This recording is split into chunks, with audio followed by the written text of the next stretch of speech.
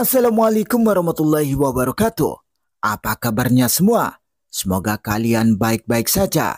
Kali ini saya akan membahas alur novel Donghua Swallowed Star. Tanpa basa-basi, yuk langsung disedot.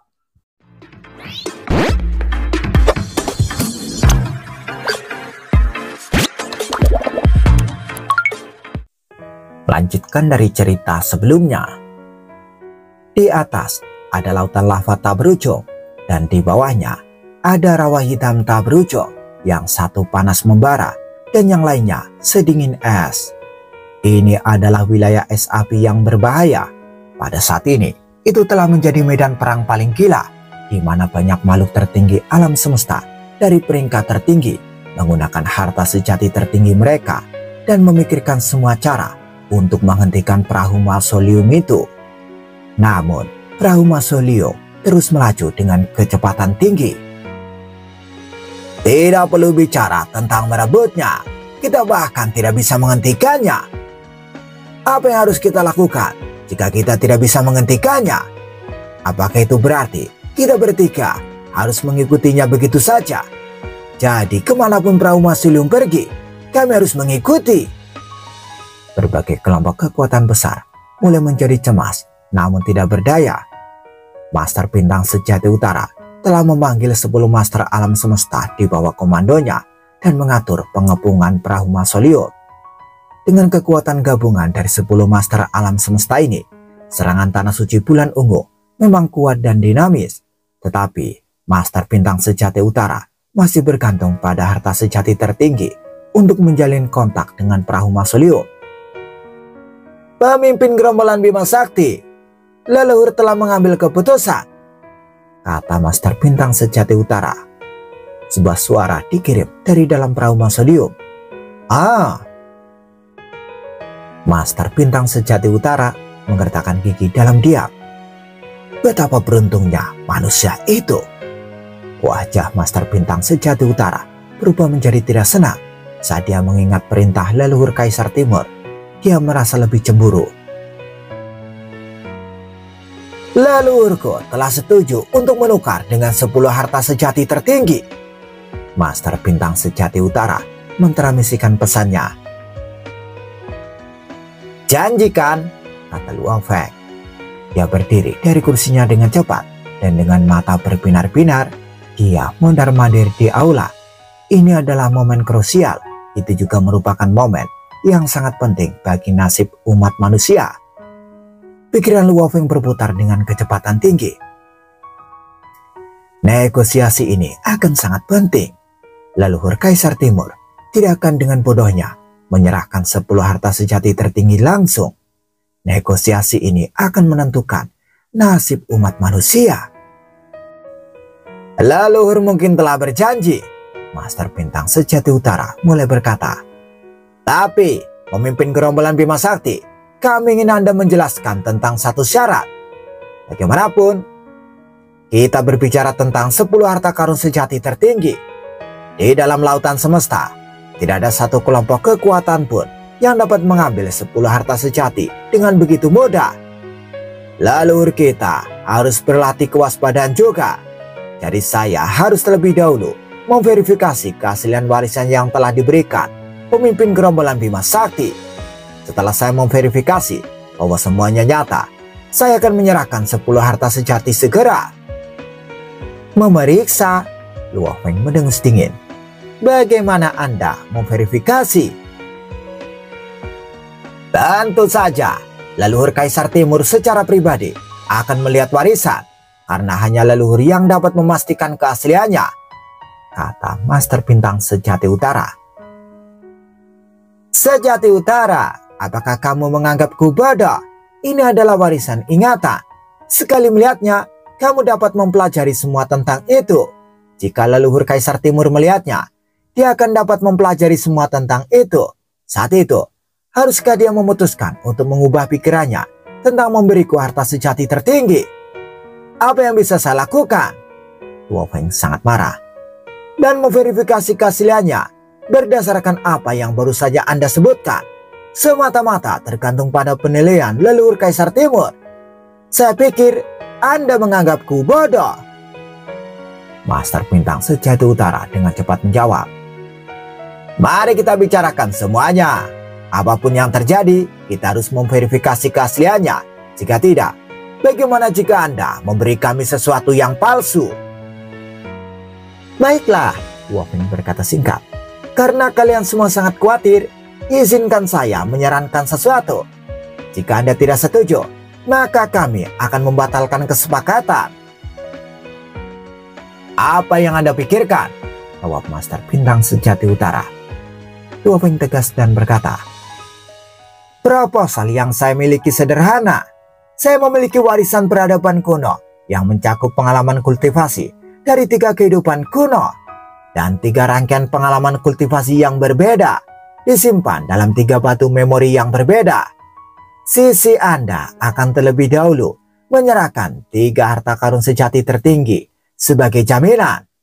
Aku akan memberimu 1 batu ingatan sebagai gantinya. Leluhur Kaisar Timurmu akan melihat dan menilai apapun yang dia putuskan, asli atau palsu. Saya tidak mau repot-repot bertanya, tetapi intinya adalah jika Anda menginginkan batu kenangan berikutnya, Anda harus memberiku 4 harta sejati tertinggi sebagai gantinya. Adapun untuk batu ingatan terakhir, Anda perlu menggunakan 3 harta sejati tertinggi sebagai gantinya.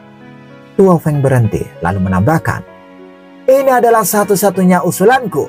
Jika Anda merasa setuju, maka kita memiliki kesepakatan. Jika tidak, biarlah. Master Bintang Sejati Utara berkata, 3 harta karun sejati tertinggi sebagai jaminan. Pemimpin gerombolan Bima Sakti, jika batu ingatan itu bukan yang asli, bukankah ketiga harta karun sejati kita akan hilang tanpa hasil? Ini pasti tidak dapat diterima.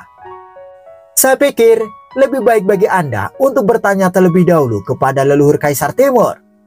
Wolfing mencibir tanpa perasaan. Aku percaya 3 harta karun sejati mungkin sangat besar bagi klan lain. Tapi bagi tanah suci Kaisar Timur, itu tidak seberapa. Jika kamu begitu pelit dengan harta sekecil itu, maka Anda bisa melupakan warisan ini. Master Bintang Sejati Utara sedang bernegosiasi dengan Wolfing sambil melaporkan situasinya kepada leluhur Kaisar Timur. Tapi untuk leluhur Kaisar Timur, dia tidak akan mudah jatuh di bawah pengaruh Wolfing. Dia menginstruksikan Master Bintang Sejati Utara dengan tegas. Untuk 3 batu ingatan, yang pertama akan memiliki 1 harta karun sejati tertinggi sebagai jaminan. Saya akan menggunakan ini untuk memverifikasi keaslian batu ingatan. Untuk putaran kedua, kita akan menggunakan 5 harta sejati tertinggi untuk ditukarkan dengan batu berikutnya. Dan untuk ronde ketiga, kita akan menggunakan 4 harta karun sejati untuk ditukar dengan batu terakhir, kata leluhur. Proses negosiasi membuat kedua belah pihak berbicara dengan gigi terkatup. Mereka berdua mengambil pendirian yang teguh dan tegas. Di antara mereka, Master Bintang Sejati Utara berperan sebagai pembawa pesan. Kesepakatan antara Wolfing dan leluhur Kaisar Timur akhirnya diselesaikan. Ketentuan kesepakatannya adalah untuk ronde pertama, 2 harta sejati tertinggi akan digunakan sebagai jaminan, dan dari keduanya, salah satunya akan menjadi harta sejati tertinggi tipe istana. Untuk ronde kedua, 4 harta sejati tertinggi akan digunakan untuk ditukar dengan batu memori berikutnya. Untuk ronde ketiga, 4 harta sejati tertinggi akan digunakan untuk ditukar dengan batu memori terakhir. Tempat untuk pertukaran di dalam samudera semesta, di dalam miniatur alam semesta yang bobrok nomor 00921. Waktu pemberitahuan lebih lanjut akan diberikan setelah Wolfing kembali dengan selamat ke alam semesta primal. Di dalam perahu mausoleo, hahaha, Wolfing tidak bisa menahan lagi dan tertawa terbahak-bahak. 2 harta karun sejati tertinggi. Dengan 2 harta karun sejati tertinggi ini, jika pencipta kapak besar yang sudah memiliki kapak dewa dilengkapi dengan harta karun sejati tertinggi tipe istana, dia tidak akan kesulitan mendominasi lautan semesta. Dia bisa jadi tak terkalahkan. Wolfing sangat puas dengan hasil ini. Tapi ada sesuatu yang aneh. Di seluruh samudera semesta, hanya 2 leluhur dari 2 tanah suci yang dapat melihat informasi yang disimpan di dalam tingkat yang lebih dalam dari batu ingatan. Leluhur Kaisar Timur telah datang mencariku. Mengapa leluhur bulan ungu begitu pendiam? Ketika dia menyadari bahwa dia tidak bisa menangkapku, tidakkah berpikir olehnya untuk membuat kesepakatan denganku? Luo Feng berspekulasi. Tapi tidak peduli apa, hanya yang disajikan di piringku yang menjadi milikku untuk dimakan, kata Luo Feng. Pertama-tama, aku akan menyelesaikan kesepakatan dengan leluhur Kaisar Timur dan mendapatkan 2 harta karun sejati itu terlebih dahulu. Scene berganti. Saat ini, perahu mausoleum berkeliaran. Kadang-kadang, itu bahkan akan menuju ke daerah berbahaya dengan sengaja.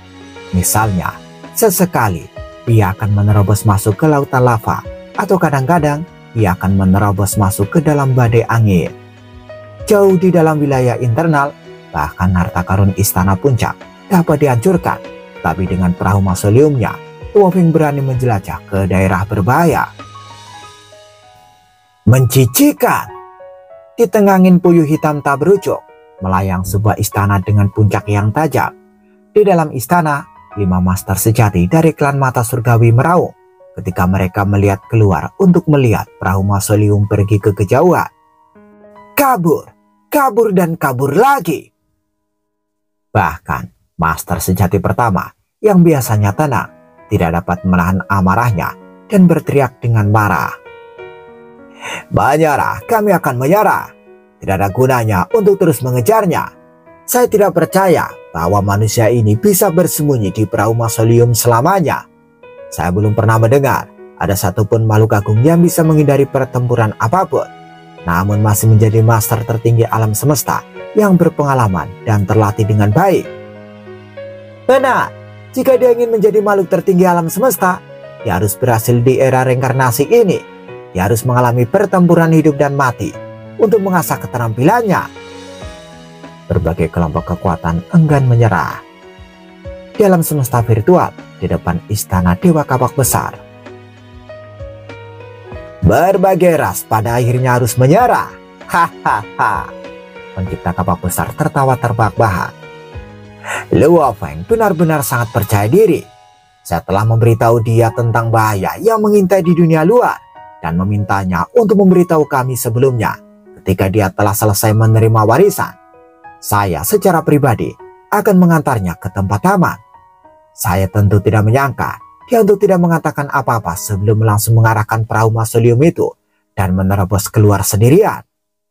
Perahu mausoleum memang luar biasa, kata pemimpin kota Primal Chaos. Tiba-tiba sesosok muncul. Luo Feng, kata pemimpin kota Primal Chaos dengan heran. Pendiri Kapak Besar juga bangkit untuk menyambutnya. Guru, pencipta Kapak Besar, kata Luo Feng sambil tersenyum. Aku punya kabar baik untuk kalian berdua. Kesepakatan dengan Tanah Suci Kaisar Timur diberitahukan kepada mereka sehingga membuat mereka terkejut. 10 harta karun sejati tertinggi, pemimpin kota Primal Chaos berseru. Tidak peduli seberapa kuatnya seseorang, merebut 10 harta karun sejati tertinggi adalah misi yang mustahil. Sampai hari ini, tidak ada yang pernah secara mandiri merebut 10 harta karun sejati tertinggi, kata pencipta Kapak Besar. Bahkan untuk master leluhur, saya pikir itu juga akan terlalu sulit untuk dicapai. Lagi pula, ketika seorang master tertinggi alam semesta menggunakan kekuatannya dengan harta sejati tertinggi, bahkan guru origin tidak akan memiliki keyakinan akan bisa memusnahkan total, terutama jika master tertinggi alam semesta bersembunyi di dalam harta sejati tertinggi tipe istana, sehingga pikiran untuk membunuh makhluk agung lain dan mencuri harta karun sejatinya itu tidak realistis. Pencipta Kapak Besar mengangguk. Dia melihat ke arah Luo Feng dengan kegaguman dan berkata, Luo Feng, kamu telah membuat rekor baru. Mengesankan, kata pemimpin kota Primal Chaos yang terbakar semangat. Luo Feng langsung menjawab, aku bukan orang yang mengesankan. yang mengesankan adalah warisan denyut nadi Sungai Duandong. Tidak 10 dari mereka sekaligus, itu terlalu dibesar-besarkan, Luo Feng menjelaskan. Lagi pula, leluhur Kaisar Timur tidak sebodoh itu. Dia tidak akan pernah memberikan 10 darinya kepadaku tanpa melihat warisan itu. Tidak apa-apa, Kapak Besar tertawa dengan gembira. Hanya jaminan untuk bagian pertama dari kesepakatan itu saja, kita sudah dapat mengamankan 2 harta sejati tertinggi. Salah satunya adalah harta sejati tertinggi tipe istana. Dengan keduanya, umat manusia kita akan mendapatkan lebih banyak pengaruh. Kita mungkin cukup kuat, tapi saat kita dikepung, kita berada dalam masalah. Tidak banyak yang bisa dikatakan untuk saat ini. Pertama-tama, kita harus menjadikan harta karun sejati jenis istana ini menjadi milik kita. Dengan itu, dan kapak dewaku bekerja bergandengan tangan, saya akan benar-benar kuat. Kapan saja saya dihadapkan pada pengepungan, saya tidak akan memiliki sedikit pun ketakutan. Saya akan memiliki keberanian untuk melawan 10 atau bahkan lebih dari 10 master tertinggi alam semesta sendirian. Mendengar itu, Luo Feng tidak dapat menahan tawa. Memang, aku sangat menginginkan harta karun sejati tertinggi tipe istana ini. Terlepas dari apakah itu Anda berbagi dan mengajari kami tentang pengalaman Anda dengan berbagai sistem budaya peradaban kuno, kontribusi Anda dalam ras tidak terbatas. Harta sejati tipe istana ini adalah bantuan besar yang saya berutang padamu, kata Kapak Besar. Niatku adalah untuk berkontribusi pada ras sejak awal, jawab Luo Feng. Kali ini ada 2 harta karun sejati tertinggi, Kapak Besar memandang Luo Feng. 1 untukku dan 1 untukmu. Tidak, 1 lagi untuk guru, kata Luo Feng sambil melihat ke arah pemimpin kota Primal Chaos. Saya, pemimpin kota Primal Chaos sedikit terkejut. Luo Feng, kamu harus mengambilnya. Ini adalah harta karun sejati yang tertinggi, kata pemimpin kota Primal Chaos dengan sungguh-sungguh. Ya, kamu harus memilikinya. Kami tidak dapat membuat Anda terus-menerus berkontribusi tanpa imbalan apapun, kata Kapak Besar setuju. Guru, saya memiliki warisan denyut nadi Sungai Duandong. Apakah menurut Anda, sebagai pewaris denyut nadi Sungai Duandong, tidak akan disiapkan senjata untukku? Kata Luo Feng bercanda. Saat dia mengatakan ini, pencipta Kapak Besar dan pemimpin kota Primal Chaos saling memandang dengan pemikiran yang sama. Benar apa yang dikatakan Luo Feng masuk akal. Apakah itu harta karun sejati tertinggi? Pendiri Kapak Besar bertanya dengan heran. Jawab Luo Feng. Ini tidak akan berhasil. Pemimpin kota Primal Chaos menggelengkan kepalanya. Ini adalah kesempatan yang sulit didapat. Makhluk agung dengan 2 harta karun sejati tertinggi. Bagaimana dengan itu? Itu berarti Anda akan lebih aman. Jika Anda menerima warisan itu, saya yakin Anda akan mampu masuk ke jajaran master tertinggi alam semesta. Ini hanya masalah waktu. Guru santai saja, karena akulah yang mendapatkan harta sejati tertinggi ini. Dan kemudian aku menyerahkannya kepadamu, kata Luo Feng sambil terkekeh. Pemimpin kota Primal Chaos terkejut sejenak. Luo Feng berdiri. Ini kesepakatannya. Kalau begitu, saya masih harus keluar dari perahu semesta. Dan itu akan memakan waktu hampir 1000 tahun. Tidak perlu terburu-buru. Shu, Luo Feng menghilang. Pemimpin kota Primal Chaos dan pencipta Kapak Besar saling memandang. Lihat, pendiri Kapak Besar menghela nafas. Pada awalnya, siapa yang tidak khawatir bahwa Luo Feng ini bangkit begitu cepat, seperti Kaisar Api yang akan menjadi begitu egois. Luo Feng memang luar biasa. Dia jauh lebih kuat dari Kaisar Api dan telah bertemu dengan kesempatan dan pertemuan yang lebih misterius dan ajaib. Namun, dia ternyata menjadi orang yang jauh lebih baik dibandingkan dengan mayoritas master alam semesta dari ras kita. Benar, pemimpin kota Primal Chaos juga mengangguk setuju. Scene berganti.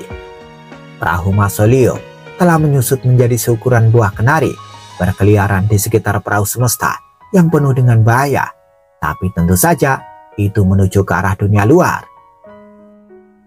Guru telah mengujaniku dengan begitu banyak kebaikan, kata Luo Feng pada dirinya sendiri. Saat aku berhasil keluar dari perahu semesta, aku akan segera bisa merebut sepasang sayap putih itu. Dan alasan mengapa aku bisa merebutnya adalah karena dari awalnya guru menganugerahiku sepasang sayap siwu sehingga saya bisa mendapatkan sepasang sayap putih. Jadi sekarang mempersembahkan harta sejati tertinggi ini kepada guru adalah sesuatu yang harus saya lakukan. Sayap siwu terdiri dari total 6 pasang sayap. Itu adalah harta karun sejati tipe robot. Sayang sekali, bahkan setelah menambahkan sepasang sayap putih, aku masih hanya memiliki 3 pasang, kata Luo Feng. Di mana 3 pasang lainnya? Selama bertahun-tahun yang tak terhitung jumlahnya, sayap siwu telah putus. Sepasang sayap putih rusak sementara 5 pasang lainnya semuanya rusak parah. Dengan demikian, kekuatan mereka sangat berkurang. Untuk 5 pasang lainnya dari sayap, setiap pasangan individu hanya memiliki kekuatan harta sejati biasa. Jadi jika salah satu dari mereka direbut oleh Master Alam Semesta atau Master tertinggi Alam Semesta, mereka kemungkinan akan dengan santai dilemparkan ke dalam lemari besi harta karun atau diberikan kepada kesatria Alam Semesta. Luo Feng memikirkannya sejenak. Itulah juga yang telah dilakukan pemimpin kota Primal Chaos ketika dia mendapatkan sepasang sayap siwu. Kalau begitu, aku harus bergantung pada keberuntunganku. Dari 6 pasang sayap putih adalah yang paling tajam dan terkuat. Yang terpenting, sayap itu mengandung asal. Bahkan jika aku memiliki 3 pasang lainnya, itu tidak ada artinya, kata Luo Feng. Dia menghibur dirinya dengan fakta ini. Dalam sekejap mata, hampir 1000 tahun telah berlalu. Di salah satu gua yang rusak di dalam perahu semesta yang luas dan tenang, Siu, sebuah pagoda merah menyala. Tak lama setelah itu, dia melakukan teleportasi berulang dan segera menyerbu ke aliran udara yang sangat kacau. Hahaha, akhirnya aku keluar dari perahu semesta. Di dalam pagoda merah tua, Luo Feng tertawa terbahak-bahak. Pagoda merah tua ini sebenarnya menara bintang dalam bentuk lain. Setelah menunggu sekian lama, akhirnya aku keluar dari perahu semesta. Di dalam menara bintang, Luo Feng sangat bersemangat saat dia melihat aliran udara kacau yang tak berujung. Untuk waktu yang lama, saya tidak berani untuk terus berkultivasi dan memahami hukum. Karena saya takut tidak sengaja menjadi master alam semesta, maka saya tidak akan bisa membuat sepasang sayap putih mengenaliku sebagai masternya. Sebelum aku kembali ke alam semesta primal, pertama-tama aku akan menuju ke wilayah puncak miring, di mana aku akan merebut sepasang sayap putih itu. Ayo berangkat ke wilayah puncak miring. Ruang sayap. Luo Feng memanipulasi menara bintang, dan di tengah aliran udara kacau, dia mulai berteleportasi untuk maju menuju tujuannya. Itu jauh dari lautan semesta ke sektor puncak miring. Namun saat menggunakan teleportasi dan lubang cacing alami, waktu yang dibutuhkan jauh lebih sedikit daripada bepergian di dalam perahu semesta. Air jatuh di sektor puncak miring, dan ada menara berdarah yang mengambang di atas air. Ini sektor puncak miring. Luo Feng di dalam tubuh binatang bertanduk emas sedang melihat ke bawah di menara bintang. Baru puluhan ribu tahun sejak terakhir kali saya datang ke sini, sayap putih harusnya belum menemukan seorang majikan. Ia tidak dapat menemukan master baru setelah era alam semesta yang tak terhitung jumlahnya. Jadi mustahil baginya untuk menemukan master baru hanya dalam puluhan ribu tahun. Luo Feng menyeringai. Menara berdarah itu berteleportasi dan menyelam ke dalam air. Itu berteleportasi sendiri beberapa kali di dalam air. Dengan harta karun sejati tertinggi, dia langsung menuju gua. Bepergian di sepanjang gua gelap dan melewati 9 layar cahaya, menara berdarah memasuki ruang sayap. Badai pedang memenuhi seluruh ruang. Menara berdarah itu menyusut menjadi seukuran setitik debu dan mendekati sayap cahaya yang berkilauan itu. Setelah hampir sebulan, akhirnya mencapai area di depan sayap cahaya. Sayap putih. Luo Feng bertanduk emas melihat inti dari sayap cahaya dan goresan serta darah di atasnya. Menara berdarah itu terus mendekatinya. Sekarang serangan pikiran dari sayap putih bukan apa-apa bagi Luo Feng. Riak datang dari sayap putih dan diteruskan ke Luo Feng melalui menara bintang. "Binatang angkasa," kata sebuah suara kuno. Binatang bertanduk emas berpura-pura terkejut dan berkata, "Siapa kamu?" "Akulah roh harta karun sejati saya," kata suara kuno itu. Binatang bertanduk emas membuat suara terkejut. "Roh dari harta karun sejati? Lalu apa itu serangan pikiran dan badai pada?" Suara kuno itu berlanjut, tapi Luo Feng diam-diam menyeringai. Untuk mendapatkan sayap putih, perahu mausoleum telah dipisahkan dari menara bintang ketika tiba di pinggiran sektor puncak miring. Perahu mausoleum tersembunyi dalam kekacauan aliran udara di sekitar sektor puncak miring dengan tubuh penduduk bumi dan sayap Siwo, sementara binatang bertanduk emas datang untuk mengambil sayap putih. Luo Feng tahu bahwa setelah dua barang berharga itu digabungkan, roh sayap putih itu akan mati. Jadi jika sayap putih melihat Luo Feng datang, ia akan melakukan apa saja untuk mencegah Luo Feng mengambil alih kepemilikan atasnya. Sehingga untuk memastikan semuanya berjalan lancar, ia membiarkan binatang bertanduk emas pergi dulu. Sayap putih hanya tahu bahwa dia adalah manusia. Itu tidak tahu dia memiliki tubuh binatang bertanduk emas.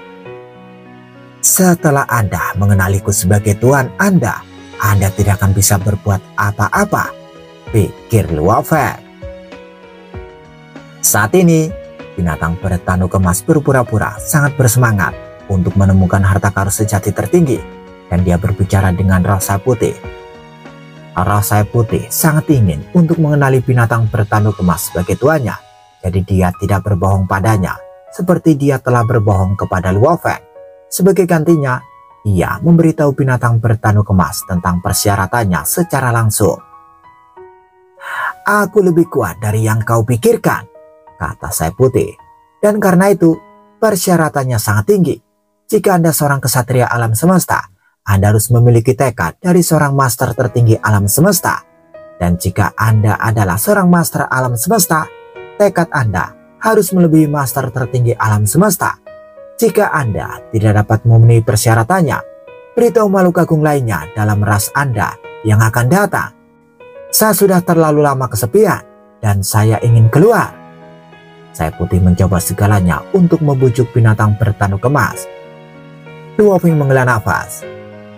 Wow, sangat licik ketika tubuh buminya datang, namun sekarang dia sangat menggairahkan. "Apakah kamu serius?" tanya binatang bertanduk emas. "Tentu saja," kata sayap putih itu. Melolong, binatang bertanduk emas tampak sangat bersemangat. Dia meraung. "Hebat, aku tiba di sini dengan mudah dan menahan serangan pikiran itu karena tekadku berada di tingkat master tertinggi alam semesta, dan juga aku adalah seorang kesatria alam semesta, jadi aku memenuhi syarat." Mendengar itu, roh sayap putih sangat gembira.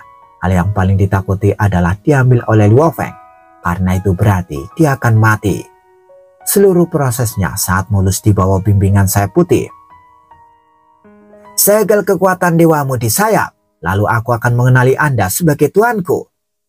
Sayap putih sangat kooperatif. Ia ingin meninggalkan ruang sayap lebih dari apapun, dan ia ingin memberitahu tuan barunya bahwa manusia memiliki bagian lain dari harta karun sejati ini. Ia ingin majikan baru menggunakannya untuk membunuh manusia itu. Setelah itu, dia akan menelan roh sayap Siwo. "Akulah roh sejati dari sayap harta karun sejati. Benda terkutuk itu mengambil begitu banyak energi dari asalnya. Ia harus mati," pikir roh sayap putih. "Berhasil!" teriak binatang bertanduk emas. "Tuan, sayapnya juga rusak," kata roh sayap putih. "Itu perlu menyerap beberapa bahan berharga untuk memulihkan atau menelan beberapa harta karun sejati." Setelah sayap putih diambil, badai pedang juga menghilang dan ruang sayap menjadi biasa. Teleportasi bisa dilakukan sekarang. Shoo, menara berdarah mencapai pintu masuk setelah satu teleportasi. Roh sayap putih sangat senang. "Akhirnya aku bisa keluar ke lautan semesta yang legendaris." Menara berdarah itu meninggalkan sektor puncak miring dan memasuki area yang lebih dalam dari aliran udara kekacauan. Perahu Mausoleum seukuran buah kenari mendekatinya dan menyedotnya. Binatang bertanduk emas sedang duduk di dalam menara bintang. Saya bisa merasakannya. Tarik yang kuat. Tuan, manusia itu. Manusia yang memiliki komponen. Sayap Putih merasakan panggilan itu. Dulu aku adalah harta karun sejati yang perkasa. Tapi setelah perang berdarah itu, harta itu dibongkar. Dan manusia mendapatkan komponen lainnya. Aku bisa merasakan ketertarikannya. Dia ada di dekat sini. Perahu Mausoleum muncul di samping menara bintang. Dan seorang manusia berjalan keluar. Dia mengenakan sayap perak dan baju besi perak dengan pedang batu di punggungnya. Roh dari Sayap Putih. Luo Feng melihat ke Sayap Putih di binatang bertanduk emas. Kamu? Roh Sayap Putih segera mengerti. Ia bisa merasakan perintah mutlak bahwa ia harus melakukan apapun yang diinginkan manusia ini. Seharusnya aku mengeluarkan semua energiku. Sialan kau manusia. Roh Sayap Putih itu meraung, menyadari bahwa dia akan segera mati. Sekarang saatnya kamu mati, kata Luo Feng dengan dingin.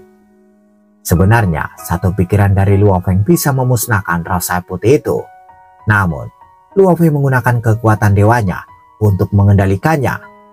Sepasang sayap putih dan 4 sayap perak melayang di langit pada saat bersamaan dan mulai terintegrasi.